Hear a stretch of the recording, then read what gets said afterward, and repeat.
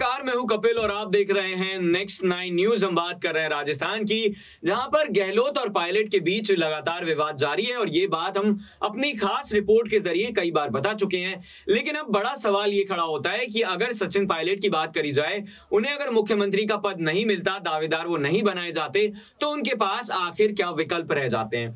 सबसे पहले आपको बता दें कि पायलट को लेकर जो है वो रायपुर अधिवेशन में ये कहा जा रहा था कि एक बड़ा ऐलान हो सकता है, और ऐसे में जब सोनिया गांधी ये कहती हुई नजर आती हैं कि मैं राजनीति में सक्रिय नहीं रहूंगी, इसके मायने क्या हैं, यानी कि कहीं ना कहीं अब वो तमाम बड़े फैसले नहीं ले पाएंगी या फिर नहीं लेती हुई नजर आएंगी। इसके पीछे शायद एक रीजन ये भी हो सकता है कि उनकी जो तबीयत है वो लगातार खराब रहती है, और ऐसे में जब उनकी तबीयत सही नहीं रहती है तो शायद ये माना जा सकता है कि तमाम जो उन्होंने पदों से साल भर पहले किनारा किया था वो उन्होंने सही किया। लेकिन अब अगर बात करी जाए तो मल्लिकार्जुन खड़गे को राष्ट्रीय अध्यक्ष बनाया गया और उनसे उम्मीद की जाने लगी कि वो पायलट पर बड़ा फैसला लेते हुए नजर आएंगे। लेकिन उनके ऊपर भी लगातार ये सवाल खड़े किए गए कि आखिर मल्लिकार्जुन खड़गे जो है वो कोई बड़ा फैसला ले क्यों नहीं पा रहे हैं। जब रायपुर अधिवेशन में खड़गे पहुंचे तो इस दौरान का एक वीडियो जो था, फोटो जो था, वो वायरल हुई, जिसमें खड़गे बैठे हुए हैं और जो छतरी है वो सोनिया गांधी के ऊपर है, गांधी परिवार के ऊपर है, बल्कि खड़गे जो है वो धूप में नजर आ रहे हैं। और इसी को लेकर मोदी जो प्रधानमंत्री है देश के, उन्होंने तंज कसा। उन्होंने कहा कि मल्लिकार्जुन खड़गे का मैं सम्मान करता हूं, लेकिन उनका जो रिमोट कंट्रोल है वो किसके पास है वो मैं बखूबी जानता हूं। साफ तौर पर इशारा गांधी परिवार के ऊपर था।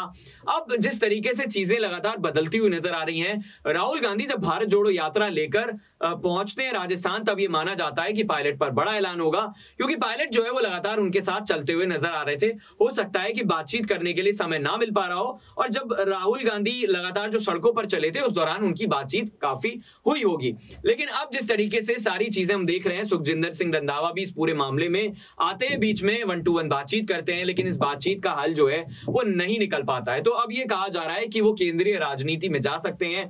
हालांकि नाराजगी को लेकर लगातार ये सवाल जरूर खड़े होते हैं कि क्या वो सिंधिया की तरह पार्टी से बगावत करेंगे और पार्टी का साथ छोड़ देंगे। लेकिन अगर सचिन पायलट की बात करी जाए तो जिस तरीके से वो अपनी लॉयल्टी कांग्रेस के प्रति कई बार दिखा चुके हैं, और अब तो यही जाहिर होता है कि वो पार्टी तो नहीं छोड़ेंगे, लेकिन हो सकता है कि केंद्रीय राजनीति में वो शामिल हो जाए। सूत्रों के हवाले से इस तरह की खबरें मिल रही हैं कि उत्तर प्रदेश के वो प्रभारी बनाए जा सकते हैं, क्योंकि यूपी में पिछले 30 सालों के अंदर कांग्रेस कभी नहीं आ पाई है। और पिछली बार हमने देखा कि प्रियंका गांधी के नेतृत्व में जब ये पार्टी चुनाव लड़ने गई थी यूपी में, तो क्या हाल हुआ था। 7 सीटों पर थी और 2 सीटों पर आकर जो है वो रह जाती है, और उसके बाद तमाम बड़े सवाल उठते हैं। तो क्या उत्तर प्रदेश के प्रभारी जो सचिन पायलट है वो बनाए जा सकते हैं, ये भी बड़ा सवाल है। लेकिन हम आपको एक खास रिपोर्ट दिखा रहे हैं, ये रिपोर्ट देखिए और जानने की कोशिश कीजिए कि पायलट के साथ जो बीते कुछ सालों में हुआ है उसके क्या क्या सियासी मायने हो सकते हैं। साल 2018 में राजस्थान में विधानसभा चुनाव हुए, जिसमें सचिन पायलट ने एक बड़ी और अहम भूमिका निभाई।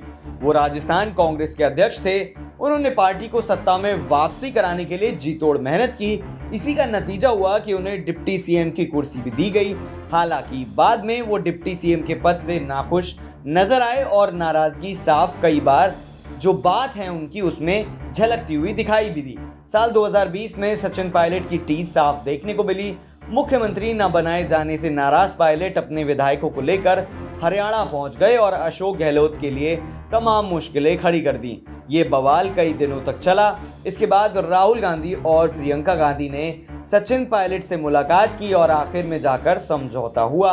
हालांकि ये समझौता क्या हुआ था, इसको लेकर जो बातें हैं वो कभी बाहर नहीं आई। फिलहाल आपको ये भी बताते चले कि सचिन फिर से कांग्रेस के साथ आ गए और फ्लोर टेस्ट में उन्होंने अशोक गहलोत का समर्थन करने का ऐलान भी कर दिया। इस तरह से अगर देखें तो सरकार जो गिरने वाली थी वो सरकार बच गई, लेकिन उसके बाद से अभी तक दोनों के बीच जो विवाद है वो नहीं सुलझ पाया है। पायलट को इस बात की उम्मीद जो है वो हर बार रहती है कि उनके लिए जो कांग्रेस है वो जल्द ही बड़ा ऐलान करेगी। भारत जोड़ो यात्रा जो है वो आती है राजस्थान, दौसा में जो है वो सचिन पायलट के समर्थन में नारे लगते हैं। तब ऐसा लगने लगता है कि एक बड़ा ऐलान जल्द ही पायलट के समर्थन में हो जाएगा, लेकिन ऐसा नहीं होता। मामला बढ़ता देख सुखजिंदर सिंह रंधावा को भेजा जाता है, लेकिन रंधावा भी इस तरह की बातचीत करते तो हैं, लेकिन कोई फैसला लेने में जो कामयाबी है वो उन्हें हासिल नहीं होती। उसके बाद अगर बात करी जाए तो तमाम ऐसे नेता हैं जो राजस्थान आते रहे, पायलट दिल्ली जाते रहे, पंजाब जाते रहे, लेकिन उन्हें कोई बड़ी कामयाबी हाथ नहीं लगी। अब शायद पायलट ने भी मान लिया है कि आने वाले वक्त में उनको लेकर मुख्यमंत्री पद का कोई बड़ा ऐलान होगा, ऐसा होता हुआ नज़र नहीं आ रहा है। और ऐसे में जब कांग्रेस की सरकार के खिलाफ तमाम फैक्टर सामने आ रहे हैं, पेपर लीक होता है उसको लेकर सवाल उठते हैं, उसके साथ साथ अगर किसानों की बात करी जाए उनको लेकर सवाल उठते हैं, तो बहुत सारे ऐसे सवाल हैं जो लगातार कांग्रेस के सामने खड़े हो रहे हैं, लेकिन इनका जवाब कब और कैसे मिल पाएगा ये कहीं ना कहीं देखने वाली बात होगी।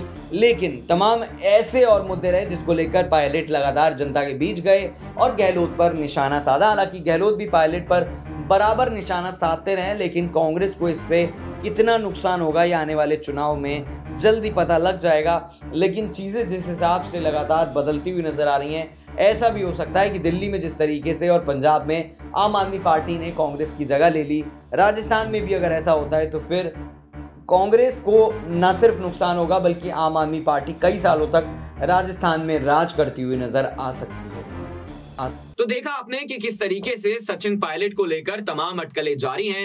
हनुमान बेनीवाल ये कहते हैं कि अगर वो हमारी पार्टी में आ जाते हैं तो इससे ना सिर्फ हमें फायदा होगा बल्कि जो पायलट हैं उनको भी फायदा होगा, क्योंकि वो मुख्यमंत्री पद की जो कुर्सी है वो भी संभाल सकते हैं। दूसरा ऑप्शन ये है कि वो अब अपनी पार्टी बना लें और अपनी पार्टी बनाने के बाद चुनाव लड़ते हुए नजर आए। ऐसे में कांग्रेस को भी वो बड़ा झटका दे सकते हैं, क्योंकि कांग्रेस की संभावनाएं जो है वो पायलट के पार्टी छोड़ने के बाद लगभग खत्म हो जाएंगी। आम आदमी पार्टी की अगर बात करी जाए तो शायद ऐसा होता हुआ नजर ना आए, लेकिन राजनीति में तमाम तरह की संभावनाएं हमेशा बरकरार रहती हैं। यानी कि पायलट की अगर बात करी जाए तो आम आदमी पार्टी के साथ जाते हुए दिखाई दे सकते हैं, क्योंकि आम आदमी पार्टी को एक ऐसे नेता की तलाश होगी जो लगभग आने वाले 20 से 30 साल तक राजस्थान में एक्टिव रहे। अगर राजनीति की बात करी जाए तो उसमें सारे दाव पेच जानता हो, और वो बखूबी पायलट जानते हैं, क्योंकि दौसा से लेकर तमाम ऐसी जगह हैं जो उनके गढ़ माने जाते हैं। अब अंतिम विकल्प और क्या बचता है वो है बीजेपी के साथ जाना। हालांकि जब सिंधिया बीजेपी के साथ गए थे तो सम्मान के साथ उन्हें पार्टी में शामिल कराया गया और तुरंत उन्हें केंद्रीय मंत्री का यानी कि उड्डयन जो मंत्री है उनका पद दे दिया गया। फिलहाल वो बड़े तमाम फैसले लेते हुए नजर आ रहे हैं, और मुख्यमंत्री की अगर बात करी जाए तो इस रेस में लगातार वो बने हुए हैं। शिवराज सिंह चौहान ने भी जो भरे मन से उनकी तारीफ कर दी, और उसके बाद अब साफ तौर पर यह माना जा सकता है कि इस बार नहीं तो अगली बार एक बड़ा पद वो जरूर संभालेंगे। लेकिन पायलट की अगर बात करी जाए तो क्या बीजेपी के साथ जाएंगे, क्या वो अपनी पार्टी बनाएंगे, क्या आम आदमी पार्टी के साथ जाएंगे, कांग्रेस में बने रहेंगे, तो क्या केंद्रीय राजनीति में अपनी जगह वो खुद बनाते हुए नजर आएंगे? इन्हीं तमाम सवालों के साथ छोड़े जा रहे हैं। अपना जवाब जरूर कमेंट करके बताइएगा। नमस्कार।